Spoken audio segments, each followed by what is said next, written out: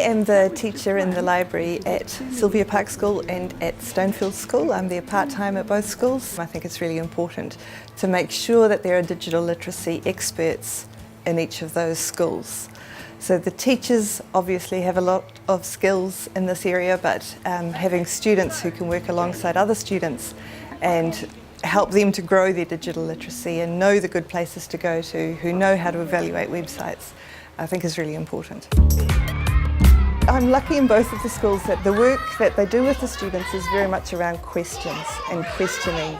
And rather than a specific topic, it will be around a big concept and some questions as part of that big concept. So that gives us lots of scope to find a big variety of digital content, of books, of identifying experts and bringing those together in one place. We're really promoting critical thinking. They need to be looking at the information and not just taking what they see straight away as the one answer. They need to be really thinking and reflecting and pulling in lots of different sources and making meaning from that. So yeah, they really need to be able to think about what they are accessing. I'm wanting the students to be able to look at a website or several websites and be able to see whether it is a source that is reliable. What they're saying, is that backed up by what the next one is saying? Being able to follow links and threads, looking at something, thinking, I'm not quite sure if that's right, so I'm just going to click on that and I'll follow that through and see if I can back that up with some information from somewhere else. We know students use Google as their first port of call when they're looking for information. We want to take them beyond that. We want to take them to a better Google search. And we want them to use alternatives to Google as well. That might mean knowing the great websites to go to straight off that are just right for their needs, or it might mean that they use a different way of getting to the information that they're looking for. We use any questions. We help them to connect with any questions so that there's another person who is there that can help them when they're not in the library or in their classrooms.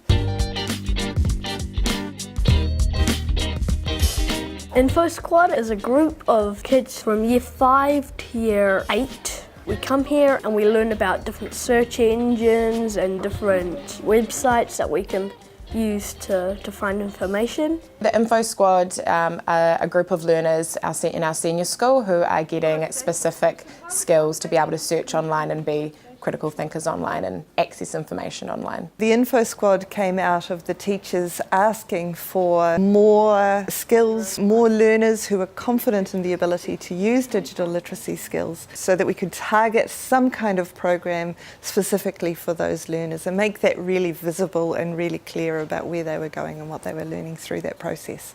Being part of the Info Squad means I can help people find information. In school, I help other people that like doing workshops and stuff. A lot of them are learning skills that we as teachers are not that confident in, and so it's kind of like, well, can you show these kids, and then I'll kind of overlook, and I'm learning at the same time, so they become teachers as well. Teachers are enjoying it because they've got experts in their class who can be there right at that point of need to help other students to find good content and to evaluate that content as well.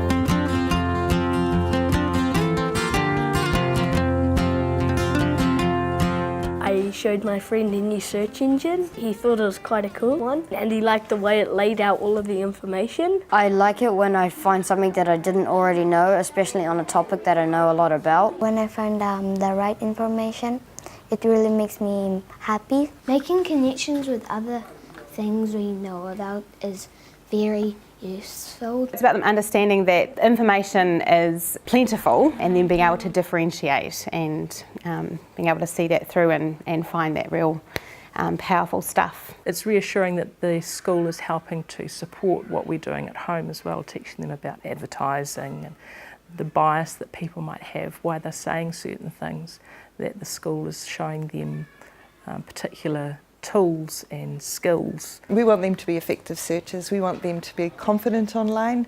We want them to be critical thinkers so that they don't just accept whatever the first result is. We want them to be thinking carefully about what their questions are so that they can then match that information that will help them in their learning, specifically with their own personal learning journey.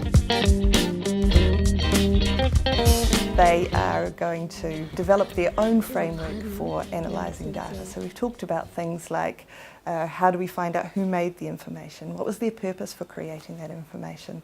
How current is it? Where was it made?